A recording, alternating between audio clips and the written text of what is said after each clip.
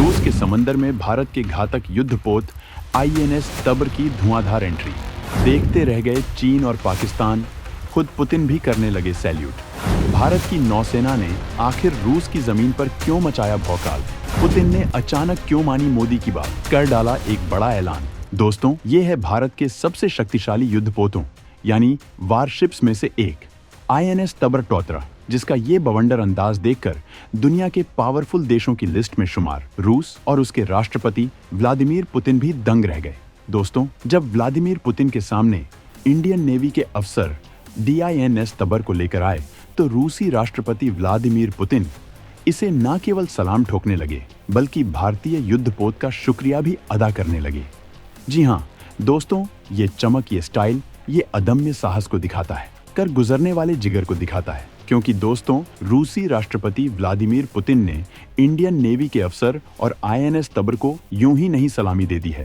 तो आइए दोस्तों, जानते हैं आखिर क्यों रूसी राष्ट्रपति व्लादिमीर पुतिन ने इंडियन नेवी के अफसर और INS तबर को सलामी दे दी। और दोस्तों, पुतिन ने मोदी की बात मानते हुए अचानक क्यों एक बड़ा ऐलान किया है, जिसे सुनकर भारतीय आज बाग बाग होने वाले हैं। तो दोस्तों, मैं आपको ये तमाम बातें बताने वाला हूँ और आप भारत और रूस वाली दोस्ती पर क्या कुछ सोचते हैं, ये बात कमेंट में बता सकते हैं।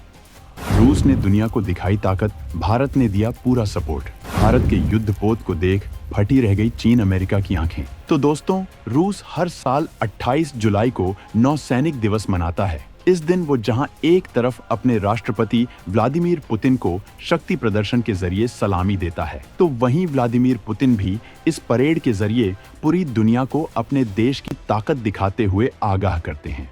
दोस्तों, इस बार रूस ने अपना नौसेना दिवस बड़े ही खास अंदाज में मनाया। इस बार रूस के नौसैनिक दिवस पर भारतीय नौसेना का युद्धपोत INS तबर भी शामिल हुआ। इस दौरान आयोजित परेड का निरीक्षण करते हुए रूसी राष्ट्रपति व्लादिमीर पुतिन ने भारतीय युद्धपोत का शुक्रिया अदा किया। और तो और, जब INS तबर उनके सामने से गुजरा तो पुतिन ने भारतीय नौसैनिकों का शुक्रिया अदा करते हुए कहा कि रूसी नौसैनिक दिवस समारोह में शामिल होने के लिए आपको बधाई।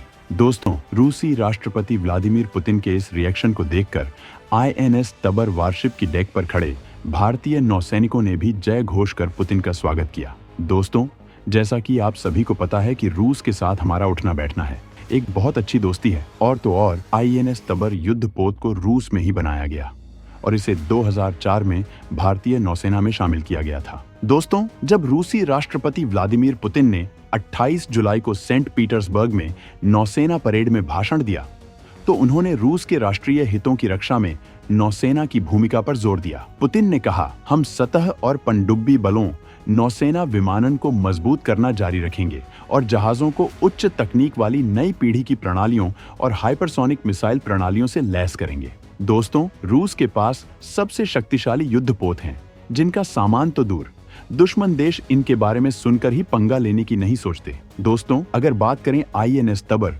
तो ये INS तबर भारतीय नौसेना के तलवार श्रेणी के फ्रिगेट का तीसरा है। इस फ्रिगेट को 19 अप्रैल 2004 को रूस के कैलिनिनग्राद में कैप्टन बिस्वजीत दास गुप्ता के साथ कमीशन किया गया था। अपनी श्रेणी के दूसरे जहाजों INS तलवार और INS त्रिशूल के साथ INS तबर को भारतीय नौसेना के पश्चिमी नौसेना कमान को सौंपा गया है। INS तबर एक अच्छी तरह से सुसज्जित युद्धपोत है जो हवाई, सतह, उपसतह मिशनों को संभालने या समुद्री मिशनों पर बड़ी ही ताकत के साथ काम करता है। INS तबर की टॉप स्पीड 30 नॉट्स यानी 55 किलोमीटर प्रति घंटा है। इसे वेसल्स, सबमरीन और एयर टारगेट्स से निपटने के लिए डिजाइन किया गया है। दोस्तों, ये तो हुई INS तबर की बात, लेकिन कुछ ऐसी बात भी है जो आपको जानना बेहद जरूरी है। और बात यह है कि पुतिन ने मोदी की बात को तुरंत मानते हुए भारत के लिए एक साथ कई बड़े ऐलान किए हैं जो आपका भी दिल जीत लेंगे। रूस से भारत को जल्द मिलेंगे 2 महाविनाशक युद्धपोत। Su-75 चेकमेट लड़ाकू विमान को लेकर दिया बड़ा ऑफर, तो भारत के सैनिकों को लेकर पुतिन ने कर डाला बड़ा ऐलान।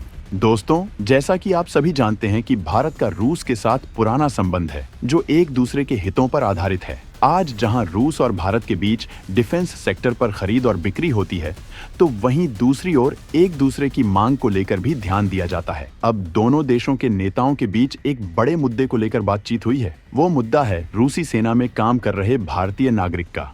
इस पर रूस ने जल्द ही सेना से भारतीयों को डिस्चार्ज कर वापसी का वादा किया है। इस पर भारत में रूस के राजनयिक रोमन बाबुश्किन ने बताया कि जो लोग रूस गए थे उन्हें एजेंट्स के द्वारा धोखाधड़ी के जरिए सेना में शामिल कराया गया था। ये एजेंट्स आपराधिक गतिविधियों में शामिल होते हैं। वो अवैध तरीके से लोगों को लाकर सेना में शामिल कराते हैं, लेकिन अब इनको लेकर बड़ा ऐलान हो चुका है। तो वहीं दोस्तों, भारत के 2 खतरनाक जंगी जहाज रूस में बनाए जा रहे हैं। भारत के 2 तलवार क्लास के स्टील्थ फ्रिगेट रूस में तैयार हो रहे हैं, जिनमें से एक जल्द ही आ सकता है। भारतीय नेवी के लगभग 200 कर्मी इस समय रूस में हैं, तो वहीं दूसरा जहाज 2025 की शुरुआत में आ सकता है। इनमें पहले का नाम INS तुशिल और दूसरे का INS तमाल है। ये दोस्तों साल 2022 तक ही भारत को मिल जाने थे, लेकिन अब मोदी की बात मानकर पुतिन इनको तुरंत भारत को सौंपने वाले हैं। ये युद्धपोत समुद्र में 59 किलोमीटर प्रति घंटे की स्पीड से चल सकते हैं। इस युद्धपोत पर 18 अधिकारियों के साथ 180 सैनिक 30 दिन तक समुद्र में तैनात रह सकते हैं। यह एक स्टील्थ युद्धपोत है, यानी इसे रडार से ट्रैक करना मुश्किल है। इसमें पानी के नीचे का शोर बेहद कम होता है, जिस कारण पनडुब्बियां इनका जल्दी पता नहीं लगा सकती।